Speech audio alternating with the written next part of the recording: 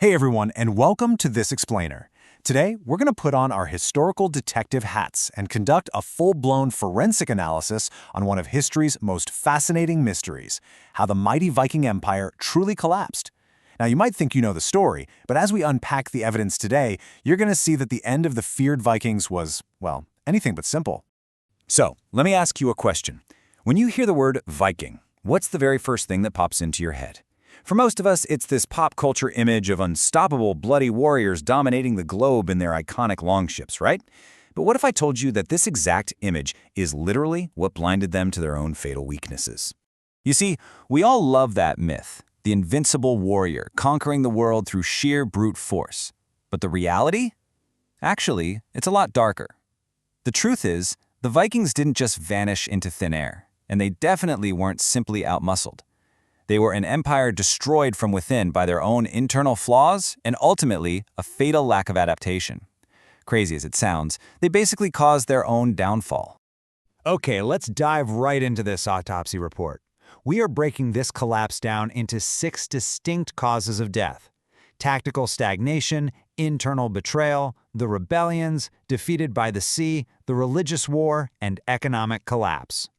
All right, let's look at cause of death number 1, tactical stagnation, or basically the failure to evolve. In the beginning, the Vikings relied entirely on surprise coastal raids. You know the drill. Strike fast, wreak havoc, grab the loot, and get out. It was highly effective. But the rest of the world didn't just sit around waiting to be attacked forever. Their enemies actively adapted using these 3 exact steps. They prepared strong defenses, built massive fortresses, and seriously improved their guerrilla strategies. Because the Vikings flat-out refused to reinvent their playbook, their once terrifying tactics became completely predictable and, honestly, incredibly ineffective. Moving on to cause of death number 2, internal betrayal, a kingdom divided. While we tend to imagine this fiercely united brotherhood of warriors, the reality was a kingdom deeply divided by internal conflict. Viking clans spent an enormous amount of their time and resources just fighting each other for individual supremacy. They were constantly competing for land and control rather than uniting against common external threats. Internal betrayal really was the silent poison that corroded the foundation of this empire. The whole concept of loyalty completely diluted. Leaders would just casually switch sides for gold, riches, or promises of better land. This fragmentation created a fatal vulnerability, an atmosphere of absolute distrust that their enemies easily exploited. Which brings us to Section 3, the rebellions, brutality and resistance.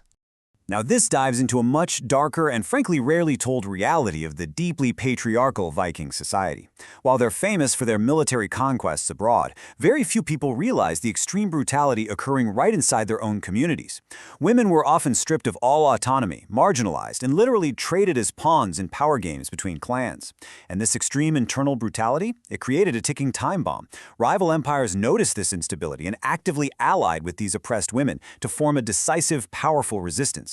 By acting as tyrants rather than protectors, the Vikings stripped themselves of crucial local support, essentially handing their enemies the tools to crush them from the inside out. Okay, cause of death number 4, defeated by the sea. This is what happens when your greatest weapon actually becomes an obstacle. As they started pushing deeper into harsher inland waters, their famous navigation skills really struggled against changing weather patterns and shorter summers. Their iconic Drakkar longships were absolute masterpieces for the open sea and raw speed. But as the Vikings focused more on conquering inland agricultural territories, rival empires were building entirely new naval tech. We're talking robust, versatile fleets engineered specifically to surpass the Viking vessels. Almost overnight, the Vikings were stripped of their maritime supremacy on their own turf. Next up is Section 5, the religious war and the profound power of Christianity. And this brilliantly illustrates the massive structural mismatch we're talking about here. The Vikings' scattered polytheistic beliefs, deeply intertwined with gods like Odin and Thor, faced an existential threat from a unifying Christian movement spreading across Europe.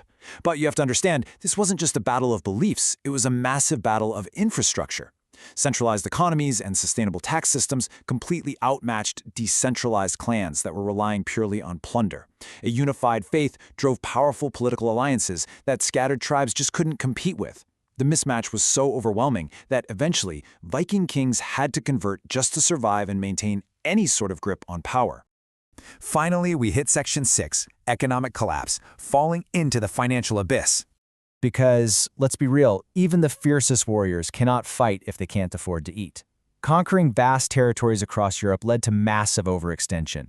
They were trying to expand an empire without the financial, administrative, or logistical resources to actually sustain it. A decentralized economy based on raiding simply couldn't fund the massive, organized armies needed to defend their rapidly expanding borders. So while Christian kingdoms were building incredibly strong market economies through agriculture and taxes, the Viking Empire was just being bled dry. So let's actually look at the timeline of how this whole thing played out. We start in the early era with the invincible raider, which is the absolute zenith of their power. Then moving into the mid-era, we start to see defeats, like the Battle of Malden, which really exposed their deep military flaws. By the late era, we see the executed hero. Think of the legendary Ragnar Lothbrok, being captured and martyred. This really marks the metaphorical death of an era that refused to adapt. And finally, the final era, where these once great warriors were forced to surrender, convert, or simply assimilate into history as forgotten legends. So, what does this all mean? We arrive at our final thought. The Vikings weren't just defeated by bigger armies, they were defeated by a changing world they completely refused to change with. If even the fiercest, most intimidating empire in history can fall purely from a failure to adapt, what does that mean for the powers, the businesses, and the institutions of today? It's a pretty provocative thought to leave you with, right? Adaptability isn't just an advantage, it is literal survival. Thank you so much for joining me on this explainer. I really hope this structural breakdown helped you see history in a completely new light. Keep learning, stay curious, and I'll catch you on the next one.